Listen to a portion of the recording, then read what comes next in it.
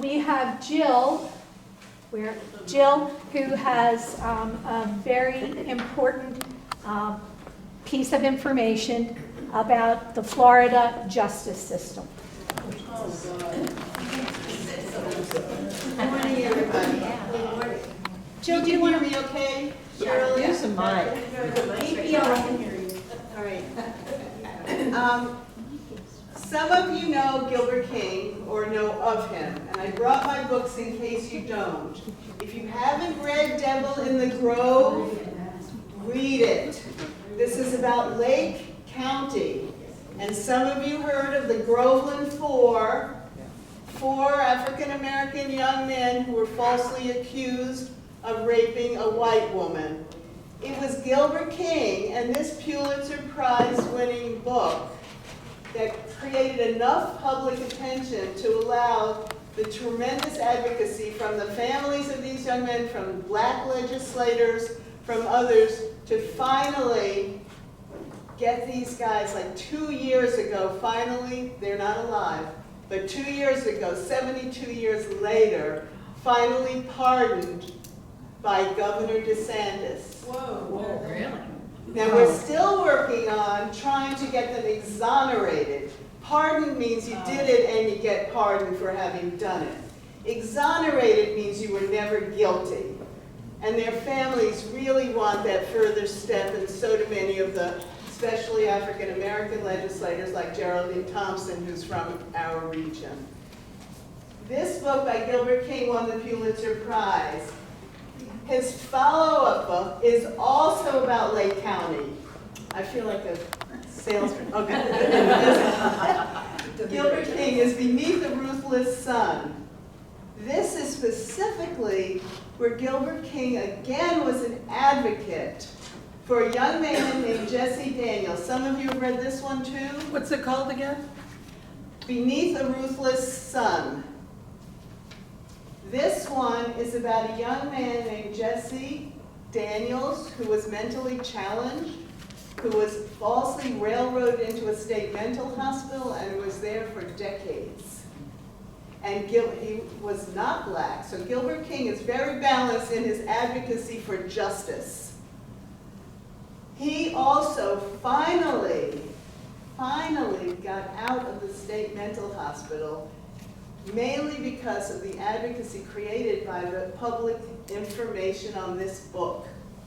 And I think it's really important to know that because of what I'm going to say next. Because of what Scott and Stephanie said about showing up and standing up, these are two examples of where this advocacy and informing people and having people then act caused for two completely huge injustices to be corrected in the state of Florida. It's really important in our region. I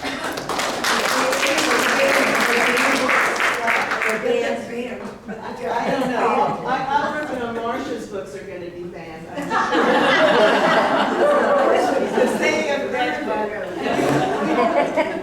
Jill, can you put those on a table so we can photograph them? Sure, Thank you. I will.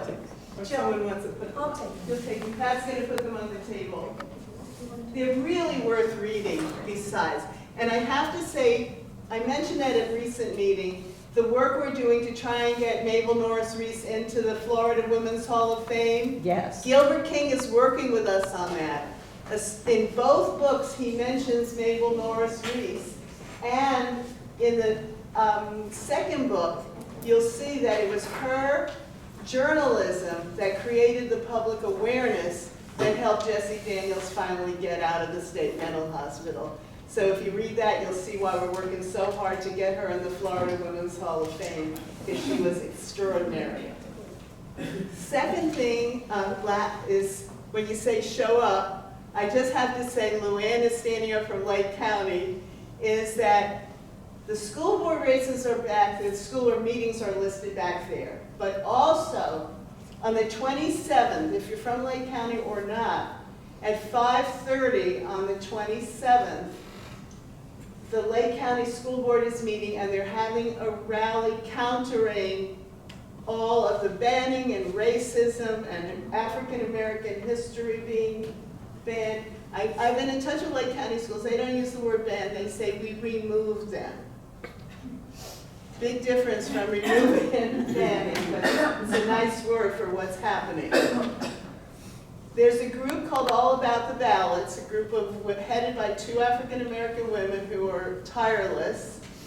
And they are having a rally on the 27th at 5:30 at the Lake County Board of Education. It's called, listen to this, is this wonderful? It's a great name. Embrace, not erase. Oh, wow. Talking about Black history. Embrace, not erase. Isn't that a wonderful? Okay, and I put that notice about that on the back table where Tad had put the notices. Okay, so it's all connected. All right, now what I was supposed to talk about, but it's all related because, and I brought some extra copies for people who want extra copies. Gilbert King is now, after these 2 books and his other work, has practically resided in Florida for over 3 years, working on the case of another wrongful conviction, and that's the case of Leo Schofield. Some of you have seen it. I know Pat sent it out to some. The things that are on the back table too. Leo Schofield was 21 years old, newly married. He lived with his girlfriend for quite a while. She was 18, he was 21. She didn't show up. I'm a really capsule version. He goes frantic where she is late at night from work, from her friends. And all the efforts that he went to try and find her, he was so worried. He got his dad involved, his mom involved. Gilbert King has developed, he wasn't going to do it, he was writing another book. And Judge Cupp, a judge who had been Schofield's lawyer, contacted Gilbert King and said, "You have helped innocent people before. Can you take this case and investigate it?" And Gilbert said, "No, I'm working on a book. I can't really do that." And Judge Cupp said, "Just read the transcripts from the trial. Just do me a favor." And Gilbert said, "I've never had a judge ask me to do anything like that before. Okay, I'll read the transcripts." And when he read the transcripts from Leo Schofield's trial, he was totally hooked. He said he stopped his other book, he got an assistant, and he basically set up residence in Florida again. And there's a fabulous podcast called Bone Valley. If you do podcasts at all, look up Bone Valley. And you will see hear the whole story of the Schofield case. Ultimately, with no evidence at all, Leo was convicted of killing his beloved wife. She was 18, he's 21. He's desperately upset about her loss. He's ultimately the one arrested for her murder. And he's now been in jail for 34 years. Oh my goodness. And Gilbert King has done all the usual stellar investigative work that he did in these other 2 books and other writings of his. And has this judge, I can tell you, it came out in the podcast, Judge Cupp, actually was appointed in 2014, so when you become a judge, you can't have any more cases. You can't keep advocating for cases. He was originally Schofield's lawyer. When he got appointed to the bench, he had to turn it over to another lawyer. Judge Cupp, as of March 1st, is stepping down from the bench. You know what a big thing it is for a lawyer to become a judge? But this judge was so haunted about this case that he is stepping down from the bench so that he can resume being Leo Schofield's lawyer again. Amazing. So it's an extraordinary story. And if you want to hear it, I mean, the Bone Valley is amazing, and it's up for a lot of awards as top podcast of the year. That's on And that's on the table back there. It's also mentioned, I have about 25 copies of this I brought, so please take one, and that gives you the background. What you can do, and that's where the action part is.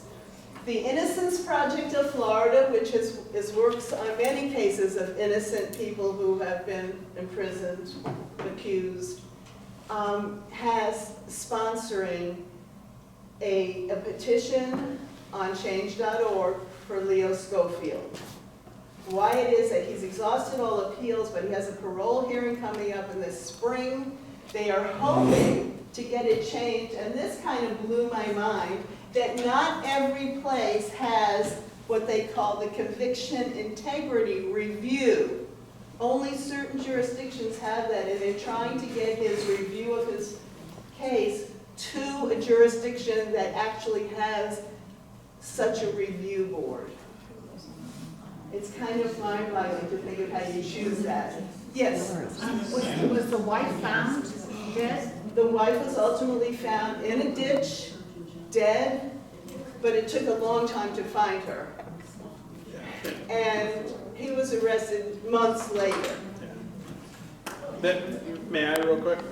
So the convicted person's dad found the wife, and they wanted to go after the dad. Like if you listen, yeah, and then they went after him. Schofield's father. And there's a convicted murderer drifter who is in the area who confessed, and they're not taking that. And he's been in jail 34 years. Okay, let me clarify that.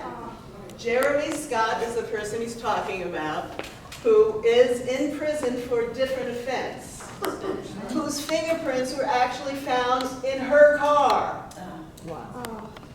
And the parole board, Florida has refused to revisit it. He has confessed to killing her. He knew details about it that were not possible to know unless you did it. And his fingerprints were in her car. And the Florida Department of Corrections is refusing to still look at the case. And that's why, again, we have an opportunity. There's so many injustices, and we know we can work on so much. But here are some where we could potentially make a difference. And he's been in jail for 34 years.